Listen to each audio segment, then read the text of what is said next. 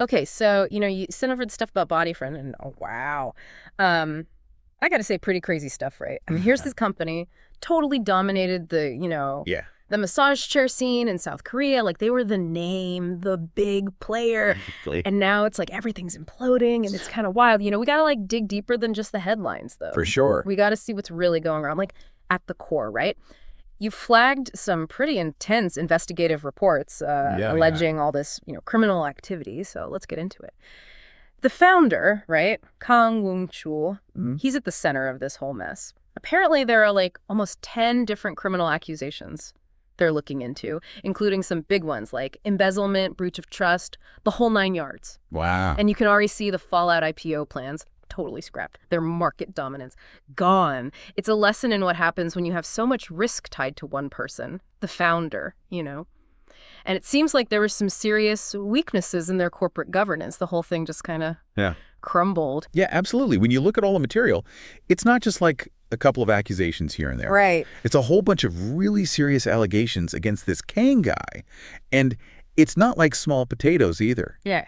When you see the act on the aggravated punishment of specific economic crimes being thrown around, it's not just some minor financial oopsie. The authorities are treating this like a major economic crime spree. And then you start adding up all the individual amounts. It's serious money. Okay, so let's break it down. Like, one of the first things that jumped out at me, right, was this accusation of illegal compensation for employee inventions. We're talking 6.2 billion Korean won. That's like 4.6 million US dollars. That's not chump change, you know what I mean? Not even call. And then you've got these accusations about him using company credit cards for personal stuff. Maybe that doesn't seem as impactful at first, but I feel like it often points to a bigger problem, like a lack of respect for company funds, Yeah, totally. Yeah. But there's more, right? We see stuff about embezzled invention rewards. That's another 2.5 billion KRW. And then consultancy fees, 1.2 billion, allegedly going through his own name and family members' names. What's interesting here is that it's not just random isolated things. There's a pattern, right? Yeah. It looks like a pattern of this guy enriching himself through all these different company channels.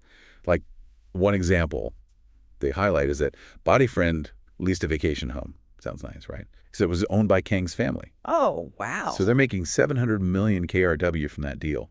It starts to look like some seriously blurred lines between personal and corporate interests. Yeah, that's not good. And then get this, they say he used the money from all this for pure luxury, like high-end apartment rent, fancy watches, foreign car insurance. That just screams breach of trust, It's like taking candy from a baby, almost. But it gets worse, right? The reports say it wasn't just him. Family and associates allegedly getting unearned salaries, another way to siphon money, it seems. And there are even whispers about funds being moved out of the country. Then you add in the former CEO, Park Sung-han, allegedly in cahoots with Kang to embezzle huge amounts. This thing is like a hydra, so many heads popping up. Right, and this goes back to corporate governance, or the lack of it. These kinds of widespread allegations often mean there are huge problems with internal controls and ethical oversight. Then they throw in this accusation about a U.S. trademark being registered under personal or joint ownership. That's potentially misusing company assets. Makes you wonder who was really looking out for the company's best interests. Yeah, who was steering the ship, right? Exactly. And then you get to the allegations involving Han Joo-hee from PRF Han & Brothers. That's where the amount allegedly embezzled for personal debt jumps to over 10 billion KRW. That's a whole other level. And then there's the former CFO, Mr. Yang. He was already under investigation for financial shenanigans, and now he's implicated in this too. It points to his systemic failure in their financial management. So basically the whole money operation was a house of cards. Pretty much. With so many investigations happening, it screams lack of internal checks and balances. Like nobody was watching the store. Which brings us to the root of it all, right?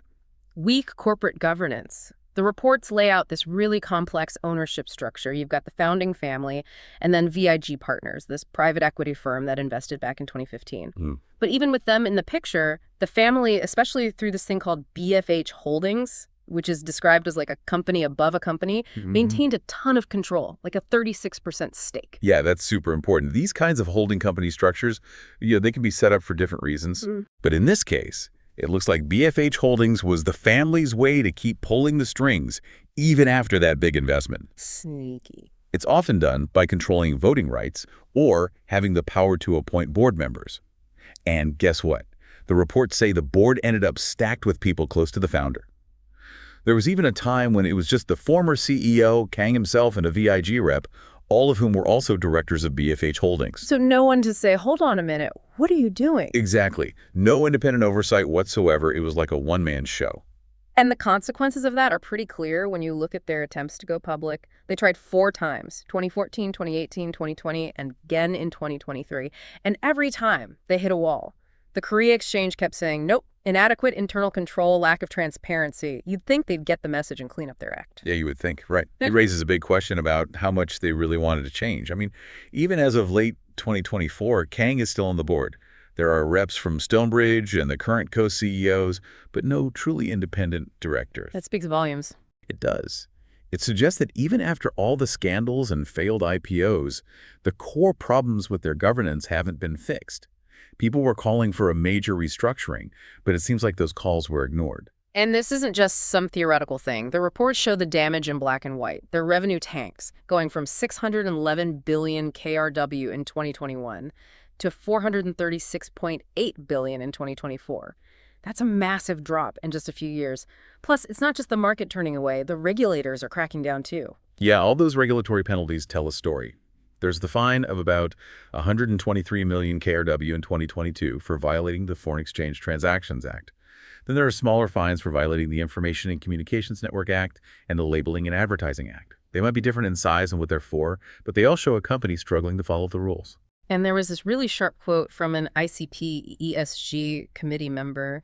They said ethical leadership and a functioning board are must-haves for a company to have a culture of compliance. They also said it's going to be incredibly tough for Bodyfriend to regain trust unless they totally revamp their governance. They even hinted that their reputation could completely collapse if they don't fix things. And get this, Bodyfriend hasn't even responded to requests for comment on any of this. That's never a good sign. I mean, when a company goes silent in a situation like this, it usually doesn't mean anything good. Maybe they're just overwhelmed by the sheer number of accusations. But it could also mean they're still not being transparent or accountable, which is ironic considering that that's at the heart of their problems. So for you listening, what's the takeaway from all of this? We've got a former market leader on the verge of collapse, all stemming from these accusations of really bad behavior by the founder and a corporate governance system that was basically broken. It's a classic case of what can go wrong. The actions or alleged actions and the lack of oversight are completely tied together, and the company is paying the price. It's affecting their present and their future. It makes you think, even with Bodyfriend's history and reputation, can a company really come back from this? Even with reforms, how do you rebuild trust with everyone, the consumers, the investors, the regulators? It seems like a long shot. That's the million-dollar question. It's not enough to just check some boxes on a corporate governance checklist. They need to show a real commitment to ethical leadership, being completely transparent and actually holding people accountable. And that has to happen everywhere in the company. Yeah. Whether Bodyfriend can pull that off, well, who knows?